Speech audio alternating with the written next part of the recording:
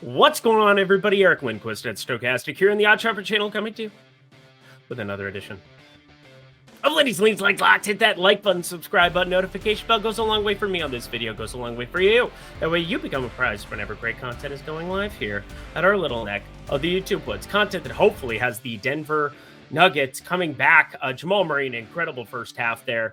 No Tyrese Halliburton, tons of closing line value. So, of course, we have Michael Porter Jr. looking like a dum-dum out there. Of course, him and Aaron Gordon and KCP can't make a single shot to help out Murray and Jokic, who pretty much did everything. They have to do a lot of stuff for this team from pretty much every single time that they hit the floor. But either way, brutal to watch Indiana just completely trounce them there in the first half. But it's not a first half bet. It is a full game bet. Hopefully we can get that money line across the board. And then, yeah, we got a lot of fun stuff coming up later there in the evening. CJ McCollum off to a really nice start. That is useful as well. Also useful, signing up at multiple sports books and BetMGM. Other shoulder. BetMGM has this great deal going with you right now here. My dear God, made just $158 in bonus bets. Is that interesting to you? For just $5? Yeah, I think you might want to take advantage of that down below. Again, you deposit $10 or more at BetMGM. Bet $5 on anything, $158 in the form of $3, $50, $50, and $58 bonus bets, respectively. Only for 21 and over. If you have a gambling problem, please call 1-800-GAMBLER. But we got 8 games to talk about here on this lovely Wednesday slate. We had some trade stuff go down. I guess we're going to get Mr. Doc Rivers back in the NBA potentially. What is going on in Milwaukee? What? I mean, that was a move that needed to get made, but not to get Mr. Rivers, but whatever. He's been in a booth at ESPN, really working hard on his coaching. He wasn't really a good coach there in Philly either. Anywho, let's talk about the Miami side of that trade. That's going to be, well, it's not even related.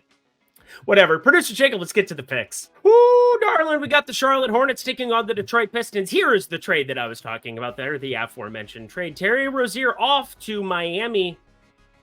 Going to Miami. That's a good thing for him. Charlotte, probably a good thing for them to clean up a 2027 first-round pick. And obviously, Kyle Lowry, I find it very unlikely he will ever play a game here. What, 2 weeks we have until the trade deadline? 2 weeks? There's no way that he's going to play a game for Charlotte unless somehow, some way, no other team wants him. He is 37. He is kind of getting up there in age. Was going through some of the specifics of that trade and kind of is what it is. I mean, Charlotte, they know they're not going anywhere. They're trying to build for the future. And as such, you just need to accumulate assets, try to take as many shots in the first round as you humanly possibly can, and hope those come into really good picks, which, when you're as bad as Charlotte is, shouldn't be that difficult to pull off. But anywho, we're looking at Charlotte +2, taking on Detroit. Again, Detroit. We're talking about a team that is 4-39, that is a 2-point favorite. 4-39, 2-point favorite. Like, by that logic alone, that makes me just like want to throw up and just lose my mind. But as I look at the board here for this spot specifically, I got to tell you, it's not all that appealing to try to go to anything outside of one specific little play of a rookie here in Charlotte who's starting to show out. Now, we saw him go into Minnesota, and obviously we'll get to Minnesota here coming up next, my Minnesota Timberwolves and the Karl Anthony Towns outing that was. But Brandon Miller is going to start playing a lot of minutes for this basketball team because, again, they're building towards the future. And before, it felt like they were kind of waning. But with no Terry Rozier there, that's a lot of production that is going to get scooped up. And not only that, but you have Cody Martin, who's questionable. You have Nick Richards, who's going to be questionable for this one. Miles Bridges, PJ Washington playing a lot of those like minutes at the big spots. I mean, these are just kind of weird things to be looking at across the board. I think you got to be betting Brandon Miller at this kind of a number. 23.5 PRA. That's his opening number. -110, -105. Opening numbers across the board. That's got to get bet up. That's got to get bet up by people like me, by people like you. So we should go do that. Not a lock, because again, there's some uncertainty when you're talking about two horrible teams that don't even necessarily have the ambition to go win games. I got that ambition, baby. Look at his eyes. Anyway, Brandon Miller, he's going over that. Next game. Another half unit play on the horizon in this one, the Minnesota Timberwolves. My Minnesota Timberwolves, such a disappointment. Karl Anthony Towns put us up 44 in the first half the other night. Ended up working out well for me from a DFS perspective. Ended up having a pretty good night as a result of it. But you know what? Really bad for my team because they decided to kind of just funnel towards him the entire second half and let him chuck and kind of quit trying to win a basketball game. That's not going to happen with Mike Conley back at the helm here, taking on the Washington Wizards. Washington, you work through the analytics of it. They are one of the worst teams in the NBA, second worst in defensive rating, fifth worst in adjusted offensive rating. They are 27th in adjusted net rating overall, and they play at a breakneck pace, which should increase the variance to a certain extent, but like, really what it does is it extends the opportunity for a double-digit lead to get covered because there's more possessions here for my Minnesota Timberwolves to smash their faces in. This is going to be a spot where they like Finch. Finch is a coach that they definitely have been playing for all season long, has really brought this team together. And so, yeah, I think days of yore, you'd have Karl Anthony Towns be a little resentful that he didn't close the last 3 minutes of that game despite having points in the 60s. But he was kind of brain dead in that fourth quarter because they were just trying to do stupid stuff and not win a basketball game. They are going to win a basketball game emphatically in Washington by double digits. Now, if you want to try to buy a half point, I'm not going to. I'll just say 11 or more. 10.5 points? Yeah, give me that on the Minnesota side of things. This is a bounce back spot for the best team in the West still. They're still there. That's still them. Let's not freak out too much here. 30-13. It'll be okay, but again, don't do that crap again, please.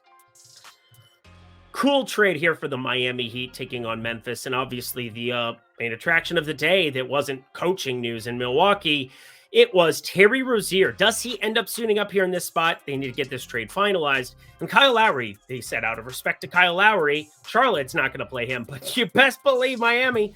The whole point is that they wanted to go out and get somebody, some extra scoring, and I like what Miami does here. They add even more shooting and off-the-ball shooting, and somebody who can play with the ball, obviously, in his hands and play point guard here for this team. Jimmy Butler can play that point forward, and Tyler Hero can play ball handle. I mean, they have now 3 guys who can play with the ball in their hands at different points of the wing, and outside of Jimmy Butler, because he's not necessarily a three-point shooter, we know that, but Tyler Hero has been playing a lot better than people expected this season.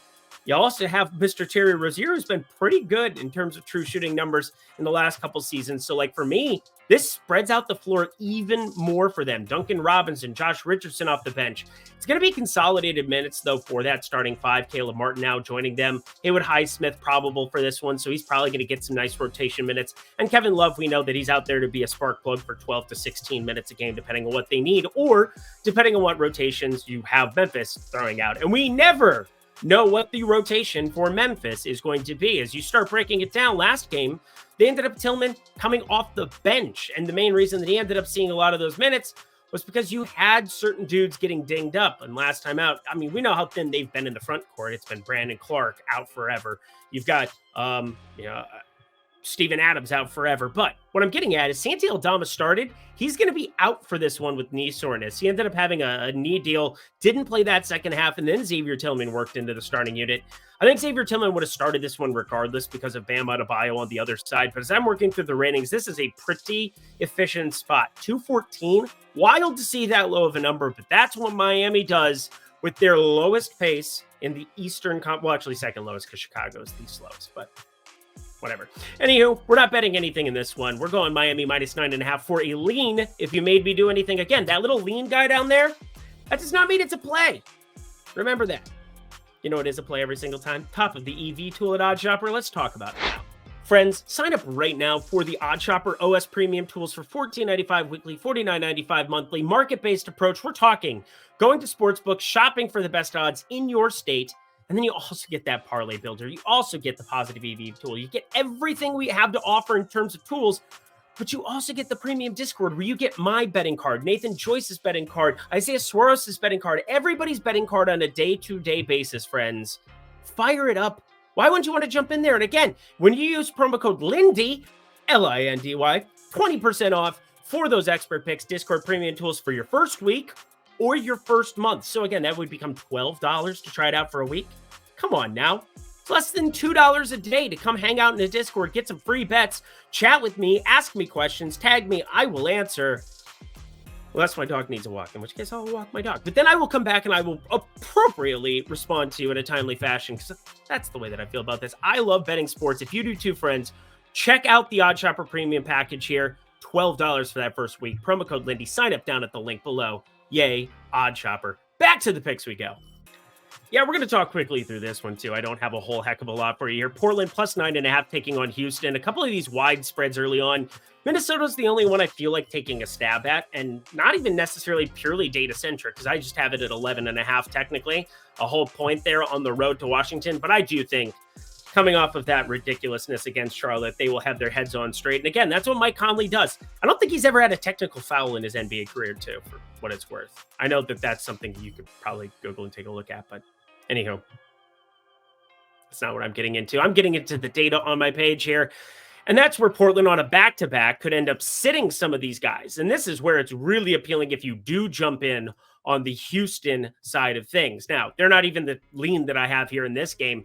For me, it's just like if you lose the likes of an Anthony Simons, a Jeremy Grant, a DeAndre Ayton, a Malcolm Brogdon, a definite risk candidate, even Scoot Henderson, who's been dinged up at times this season, there's no point in pushing these guys. You're not actually trying to win games. In fact, you might want to start putting Jeremy Grant on bubble wrap and just hoping you can move him at some point in time. Anthony Simons, he's not going anywhere. You've kind of invested your dollars towards him, makes you hollers. Anywho, as I look at the board, the only thing that I think I'd really want is if you get Simons or Grant or anybody sitting there, how does Portland score against Houston? I mean, we're aware that Houston, much better defensively than in days past. 113.1 adjusted defensive rating. That is 7th in the NBA. They also play at a really slow speed. They're 20th in the NBA, 98.5 possessions per 48 minutes. You add all of that up together, I think the under is an intriguing thing to have in your pocket. Now, I don't want to fire it up yet.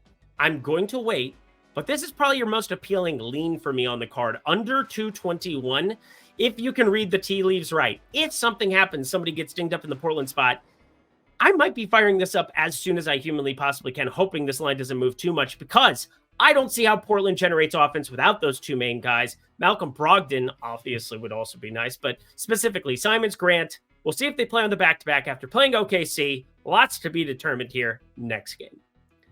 We go from a lean under to a like over. And yeah, again, wild to be that I don't have a ton of props on this card early on. But again, my job is to give you my favorite play that you have initially. And sometimes I'll use previous lines for certain players and look ahead.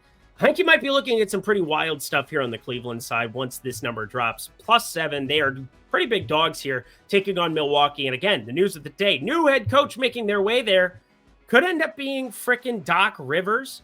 Now, he won't be coaching on Wednesday. I'm sure there's a lot of stuff that they need to get figured out there. But 30-13, Damian Lillard didn't really work in the construct of the offense. So that is really the jumpstart deal.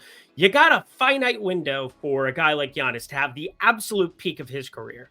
And you want to take every advantage and every swing you can. And if you feel like losing a coach right off the bat is going to somehow, some way help you, so be it. I just wish it wasn't Doc Rivers on the other side, somebody who's proven to be terrible at in-game adjustments, whether that was in the post-Kevin Garnett, Ray Allen, a Paul Pierce era. I mean, I tell you, I could have probably coached Paul Pierce, Ray Allen, and Kevin Garnett in that iteration. The first true big three, as we kind of know it, and have like called everybody the big three. That's the only title you have for Doc Rivers. He ends up getting traded. Yeah, traded to the Clippers. Then he ends up going to Neverland there and then coming back to the 76ers. And it's just absurd, the run good that he's had. He's kind of got like his buddies club where he brings DeAndre Jordan to wherever he is. So Denver, look out. He could be on the move. So dumb. But anywho, anything is probably better than the way that Dame was playing in this offense here at the moment. No, that sounds weird to say for a 30-13 team, but part of it is Giannis has just been playing so many damn minutes, and it's not something you want. He shouldn't have to play 38 and 36 minutes against Detroit in back-to-back spots. Shouldn't have to play 40 against Sacramento, 37 against Golden State. Those are his last 4 games. Pretty wild stuff. So again, you're trying to give him some help at the deadline. Milwaukee, that's going to be on them to make that happen. But in the meantime, I know Cleveland isn't the most fleet of foot at times, but they're putting more shooting out onto the floor. And I mean, he's unsustainably shooting the ball of late, but Karis LeVert is questionable. You're still going to see minutes for Sam Merrill shooting the ball the way that he has. George Niang, my Iowa State boys, shout him out. Max Strus, obviously, shooting the ball. And Donovan Mitchell, very obviously, move it. I'm telling you, 237 is a low number for the pace potential in this one. Even with a Cleveland team that's not exactly known to push a 98.2 possessions per 48 minutes, but that's the power of playing Milwaukee. And new coach, new situation. I expect points in gobs here. Again, it is a crazy breakneck pace that Milwaukee's been playing all season long. Let's ride it to a 242 type number here, which is what I have projected for it. 5-point disparity. That's like on the over of 237. Now, before we get to the next game, let's talk BetMGM, shall we? Friends, super quick, super easy. You want exposure to multiple sports books. You have DraftKings, you have FanDuel. Add BetMGM to your repertoire, and here's why. You get amazing deals, such as these bonus bets, and you get to take advantage of them for a max investment of $10. You have to deposit $10. You bet $5 on anything, and you'll get a $50, a $50, and $58 bonus bet instantly. 3 bonus bets, massive opportunity to take big swings at plus money plays, get that positive expected value. If you need help to figure out what to bet on, jump into the premium Discord at OddsShopper. Hit me up over at Eric Lindquist. I will tell you what the best number is to be playing on any specific day. You want to be taking some big shots with those bonus bets because, again, it increases your ROI to do so. I can explain with math at some point in time. But friends, check out everything at BetMGM. Bet 5, get $158 in bonus bets if you're 21 and over. If you have a gambling problem, please call 1-800-GAMBLER. Back to the picks we go. 3 games left. Hit that like button, subscribe button, notification bell as we head to a team I am very happy with, specifically Kevin Durant. Thank you for not sending that game to overtime against the Bulls, because I would not have $30,000 that, again, yay for DFS. Amazing stuff going on over at Stochastic. If you guys want to know what I'm talking about, head over to my Twitter at Eric Lindquist. Had a massive win, and I partially thank Kevin Durant in that big outing he had, because Kobe White, those were some lineups there in DFS that were chasing me down. Was happy to see Kevin Durant not let that happen. It was beautiful stuff. And hey, I was just there watching them come back from 22 down with 8.5 left in the fourth quarter. They're starting to figure it out. They're starting to get some rotations, and obviously they've been dinged up a little bit at times. Eric Gordon sat out last time. Does he end up playing here in this spot? I do not know, friends. I do not know. What I do know is there is a ton of freaking news on the Dallas side that is waiting in the wings. Luka Doncic, questionable, kind of matters. Kyrie Irving, kind of matters. Not Steph, that would be awesome for them. Seth Curry, gonna be questionable, and Dante Exum going to be out more than likely here in this spot, even though he is officially not doesn't have an injury designation as of recording this here on Tuesday evening. So want to throw all of that out there. That's a ton of news that can move against Dallas. This is so eerily similar to that Denver spot. By the way, Denver is up 82-78. Had an awesome beginning to that third quarter. Hopefully we can hold that down, friends. Get that lock across the board. That would make me so damn happy. But anywho, it's so eerily similar to that spot yesterday. However, we're not going to lock it because if you do get Luka and you do get Kyrie showing up here, I do think this line does move towards Dallas, sits to them being favored. We obviously like Kevin Durant and Devin Booker and all these guys playing together. It would be nice for them to get Eric Gordon back into the mix as well. But they've been playing all those guys way more minutes. Fewer minutes for the likes of Keita Bates-Chop. Drew Eubanks just playing backup 5 in limited capacity. And Josh Okogie been showing up here from time to time. Jemezi Metu been out of the rotation the last couple. Find that to be wild. But anywho, we're looking here. I know that they have not been a good team for the public to back. But you know what? What goes down must come back. You want to buy the dip. Buy the dip on Phoenix, -1.5. I'm going to call it a like. Please sit, Luka. Just kick your feet up. Just went berserk the other night in a losing effort to our lock on the Boston side. That was awfully fun. We're going to attack Dallas again here. They need some help from Mr. Luka, similar to like Giannis, but except for Giannis has a lot more help than that for Luka. As we head to the lock of the evening, Oklahoma City -7.5 taking on the Spurs. 240.5 total. This is a game that should move, and Oklahoma City sits on a back-to-back. We are not going to be touching this spread, though, and it's kind of wild to see just 7.5, considering how good Oklahoma City we know to be. +7 adjust net rating, but this should tell you how good Victor Wembanyama is, this number just being at 7.5. Why do I say that? He's playing 28 minutes a night, which is different than 23, 24 minutes a night, because Victor Wembanyama been one of the most efficient, ridiculous players in the NBA when he is on the floor. This should be a spot, too, that he should go out and feast on the boards. Now, let's work through this, because this is not something that you would generally think about a team that's as good as what Oklahoma City is. In fact, second in the entire Western Conference, 29-13, half a game back of Minnesota right now, entering Tuesday night. Could be tied with them here when we get to the end of the evening. I'm just saying, Oklahoma City abandons the boards. They truly decide by design that they do not care all that much about offensive rebounding, about anything that they are going to do in that regard. In fact, they have the third lowest offensive rebounding percentage at 20.6% in the entire NBA. They are giving up the second highest offensive rebound percentage on the other side. And defensive wise, same thing is reflected, friends. They don't care. They're going to let Victor Wembanyama, playing the 5, assuming he's still playing the 5, scoop up the boards here. And yes, this is Chet Holmgren versus Victor Wembanyama. Everybody is excited to see this. And obviously we hope Chet doesn't sit on the back-to-back.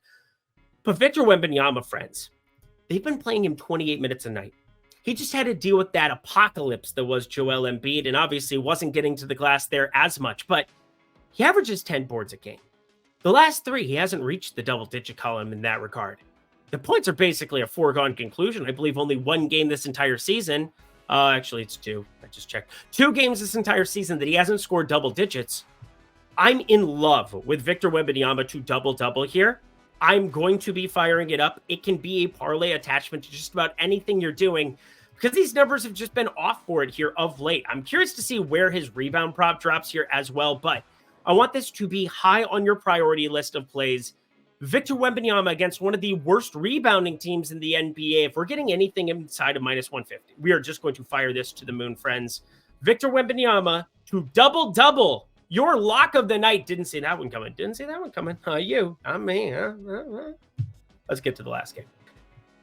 Hot Atlanta taking on Golden State. And they haven't been all that hot. I mean, they just lost to Sacramento. It was Sacramento.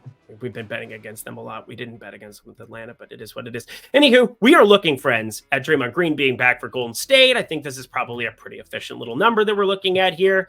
He's only played the 1 game, and obviously everything's been pretty awful for these Warriors. We haven't talked about them all week because the horrendous situation that they've had to deal with. You know what I'm talking about. Go ahead and Google it. But yeah, Atlanta plus 6.5 here going to Golden State. Some would say, oh, well, we should just be locking in Golden State. I don't know what to make of it. All I know is Atlanta's played a lot of basketball over the last week, and Golden State has not. I'm sure they're going to come out firing, wanting to play for the memory of their assistant coach. It's going to be a really heavy evening of basketball to watch. That is for sure. But as I look at the board, I kind of see 2-1 here on a DeJounte Murray, who's playing 40-ish minutes a night.